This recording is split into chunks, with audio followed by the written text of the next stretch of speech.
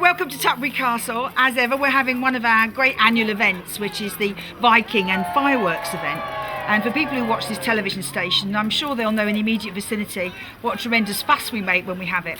The Vikings are linked with this castle because there's evidence that they hit the next shelf along Hanbury and indeed almost certainly came here too. So they're here again in full force, but the more peaceful side of it.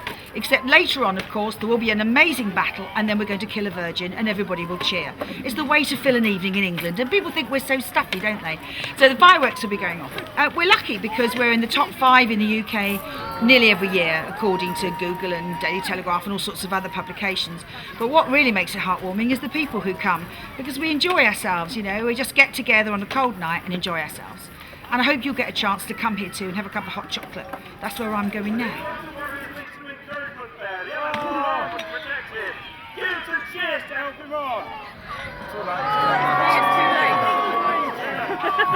I am from the Vikings. We're at vikingsonline.org.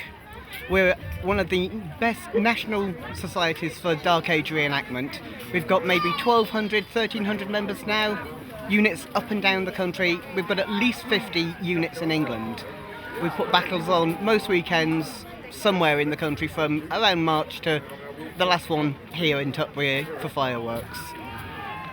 Every fighter is trained, we're safe, it keeps you fit, you make great friends. Outside of the police and military, I haven't found trust like this in any hobby. When my friend comes at me with an axe bigger than me, screaming his death battle cry, you have to trust that man with your life. But so far, touch wood, injuries are very, very few and far between and not serious. So all trained fighters, we teach crafts. Everything that we can do is authentic as possible, unless it crosses health and safety bounds. The materials we use for our clothes, the food we cook on our campfires, the sheepskins we sleep on in our authentic tents at night, everything we keep as close to real as we can do. It's the best way you can learn history and make great friends.